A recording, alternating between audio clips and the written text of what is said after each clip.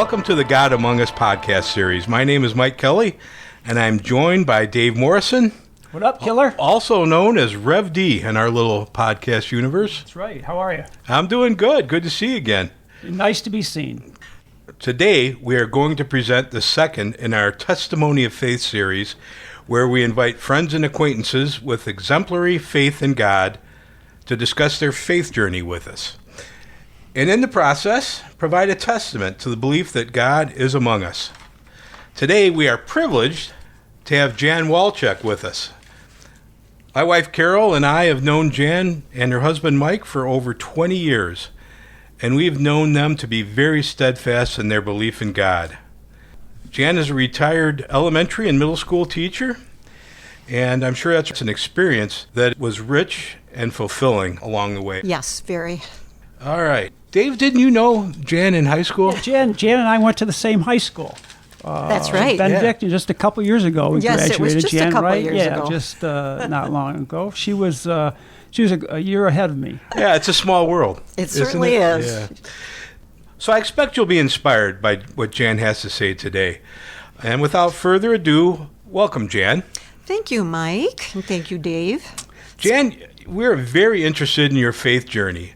So let's jump right in. What would you like to share about your faith journey and how it has brought you closer to God? Well, I think first I would like to thank you for this opportunity because really it forced me to look back over my life and to realize how blessed I am. And it was fun going back, and it was also inspiring for me. I think I'd like to start with this quote that I came across the other day. It was, and I don't even remember where I saw it, but I wrote it down because I really liked it. Quote, "We think it is we who are searching for God, whereas it is really we who are being sought by God." Mm. And I really like that because in going back and looking over my faith journey, I realized that God was there all the time and that he was helping me to be open to certain things. But he also sent me a religious environment. I came from a Catholic home. My parents both had a lot of faith. My uncle was a priest. My mother said the rosary, taught me to say the rosary. In fact, she said right before she died that the best day of her life was when she crowned the Blessed Mother in 8th grade. Wow. And what a memory. I was like, that was Really? more important than when I was born or you got married. But it was. She was very adamant about that. So you can kind of see that I had a good start. And, we went to church together and we did the sacraments, and I went to Catholic school, Catholic elementary school, Catholic high school, Catholic college. Where'd you go to college? I went to U of D. You did, so did I. Did you really? It really is a small world. You graduated in 72 then? 72. I was 73. See, we were. See? Wow. She's always a year ahead of you, Dave, and everything. That's right. Yeah. That's amazing. Story of my life. That's amazing. And here God brought us back together. That's right. So I think, at that time, I was really taking in the things of my faith. But I don't think I thought about it very much. It was just, part of my life. But I don't think it was, I think it was more important than I thought it was. I didn't really think about it much.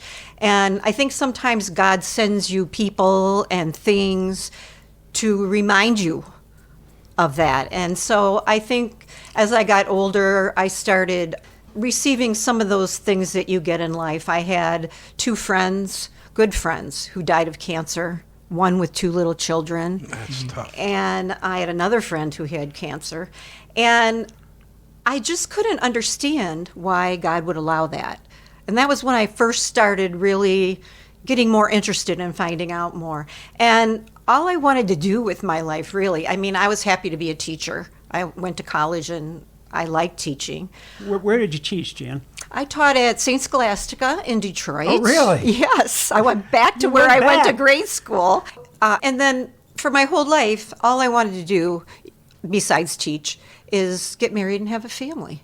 That was my goal. I wanted to have a bunch of kids, and when they got old enough, then I go back to teaching, that kind of thing. And it wasn't happening for me.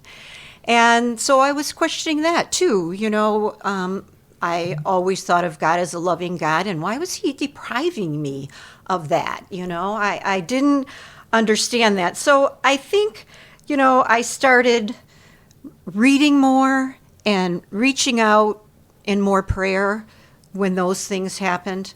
And then... would it have been a crisis of faith or not necessarily? I don't think a crisis. I don't think I ever felt like I'm leaving the church or I'm leaving God. It was just, I wanted to understand it. Got it. I wanted to understand why this was happening.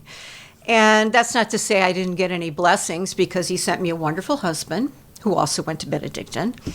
And he came with a bonus of a 10-year-old son. Yeah. So that was really a blessing.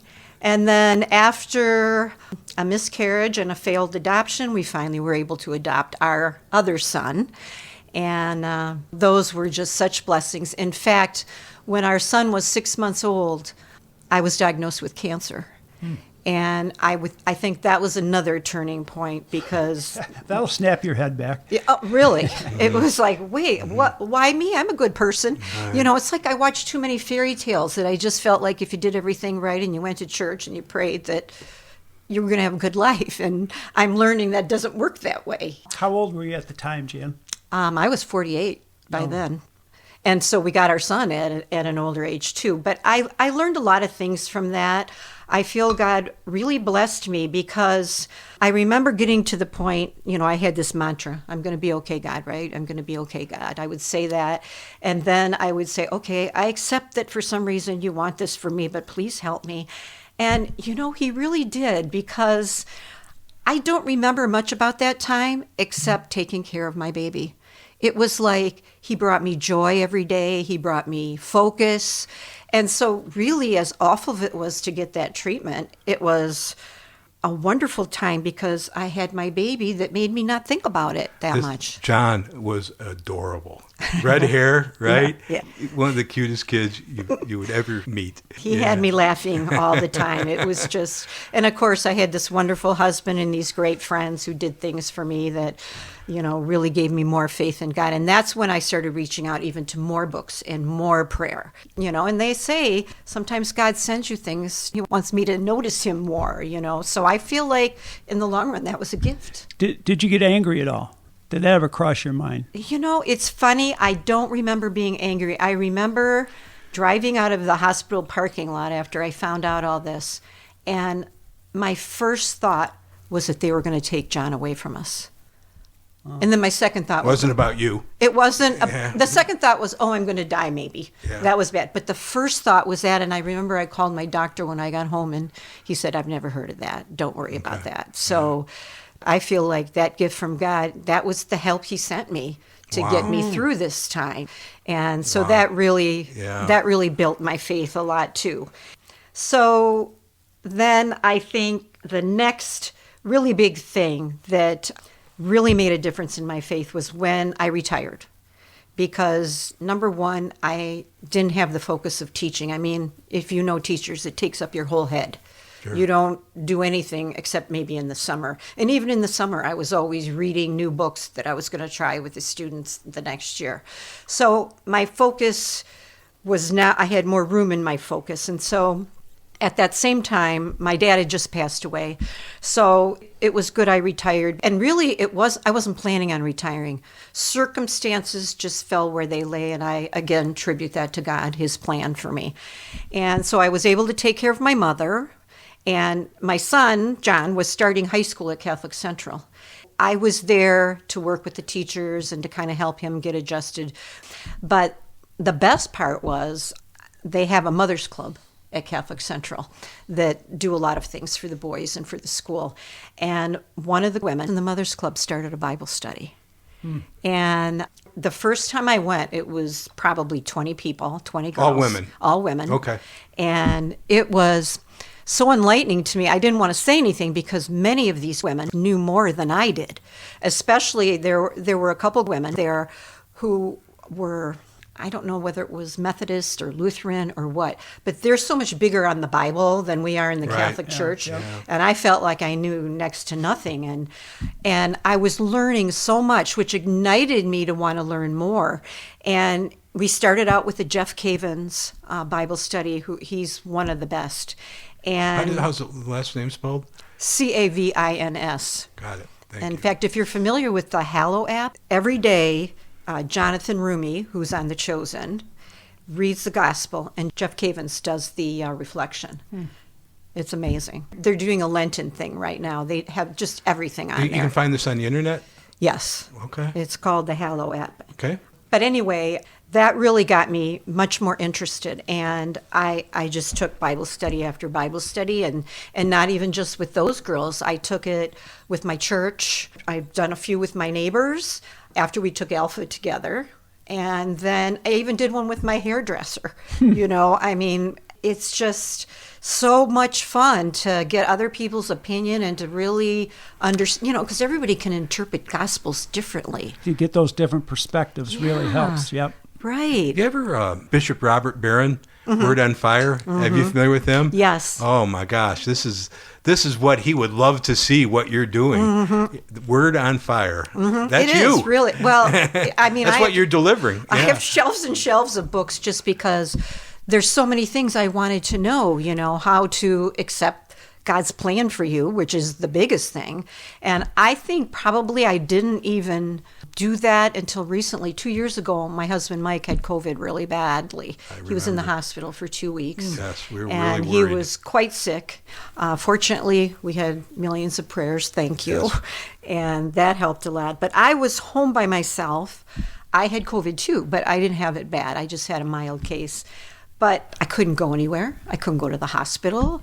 I couldn't go anywhere, see anybody. The only thing, my only communication with people was through the phone, and sometimes it was hard to do that.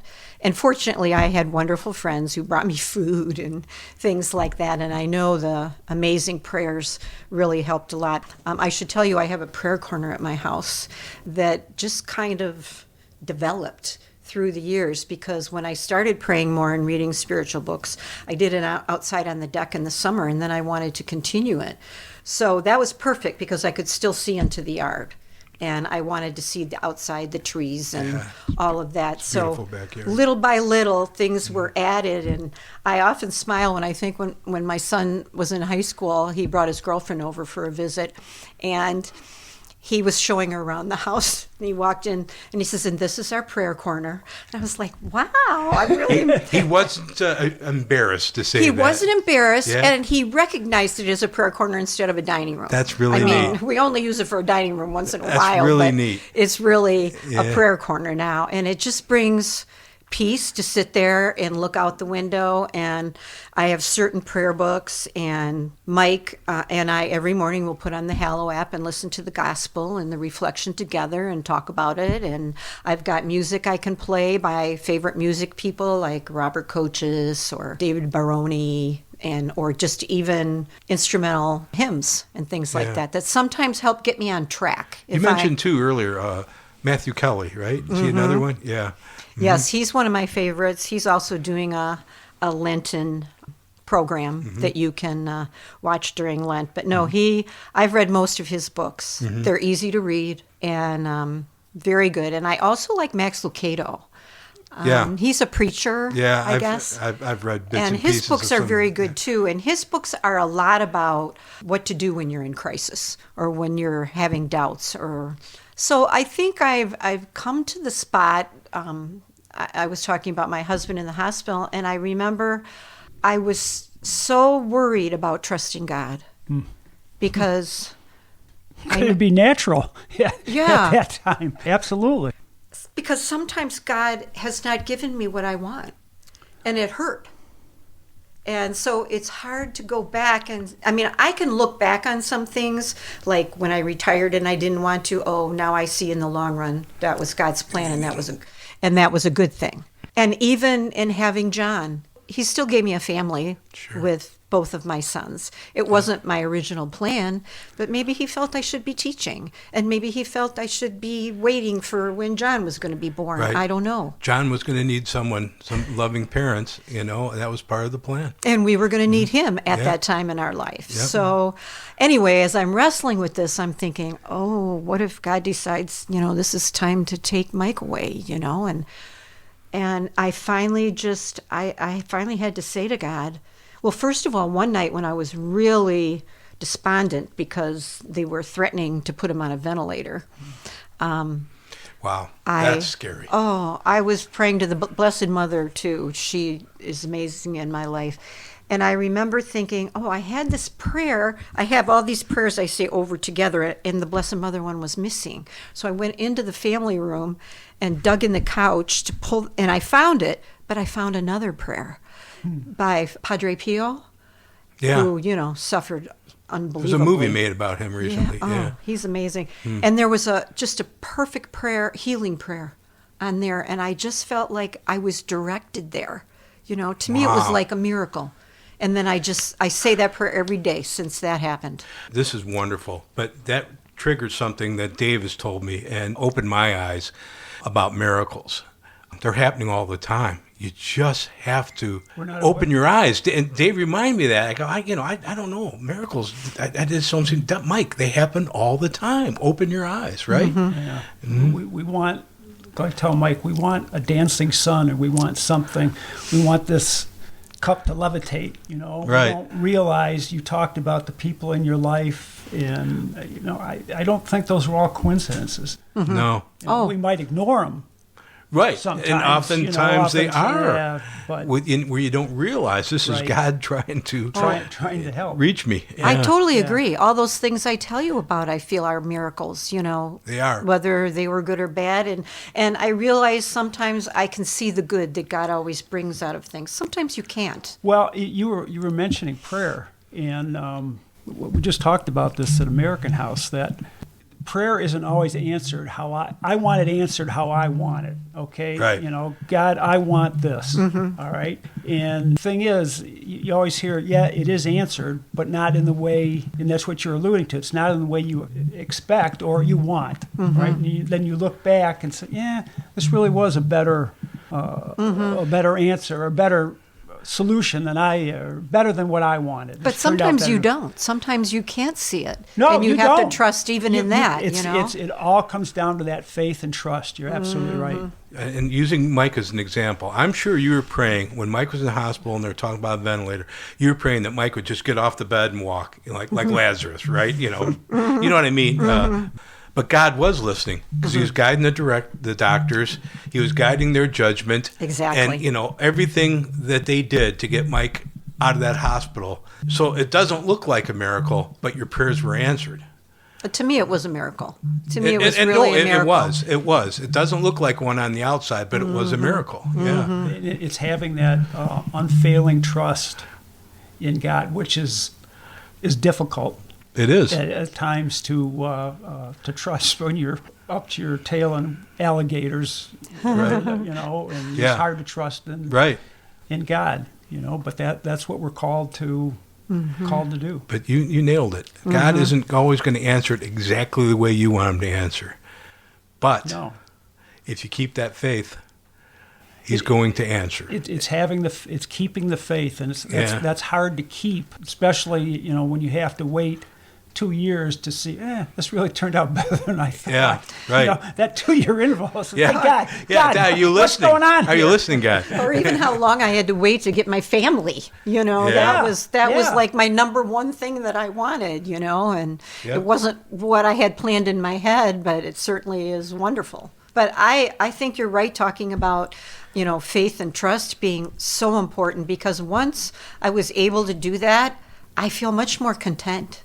It's like, isn't there a reading like that from St. Paul where he's learned to be content in the bad things as well as the good things? And I think that has helped me a lot. It's helped me sleep a lot. And even every day when I thank God for my blessings, the first thing I thank Him for is my faith that has, helped me get to this point and see the miracles. Because once you start seeing the miracles, then it's much easier. I like that. Thank you, God, for my faith.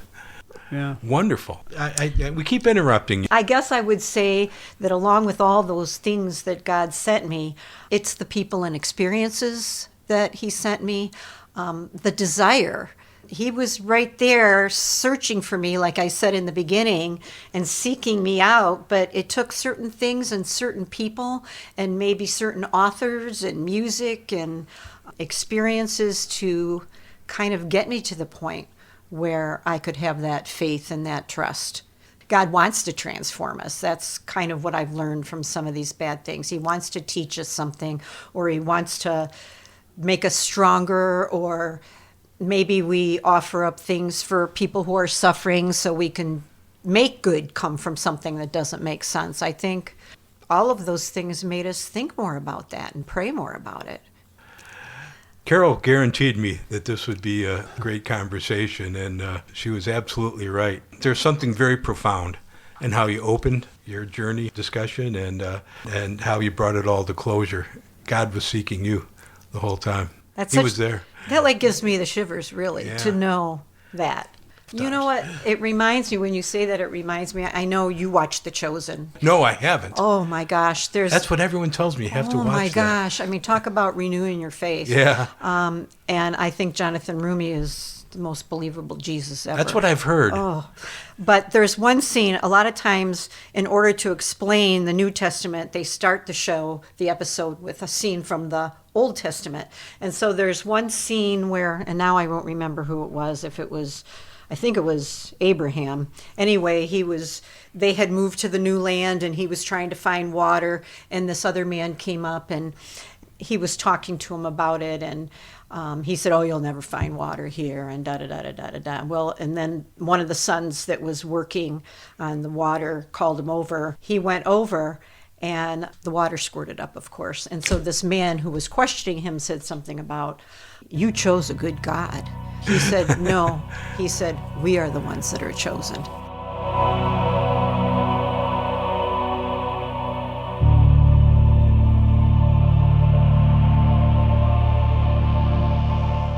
The pleasure and privilege It was fun all talking to ours. both of you. Thanks, Jan. Thanks, well, thank Jan. you.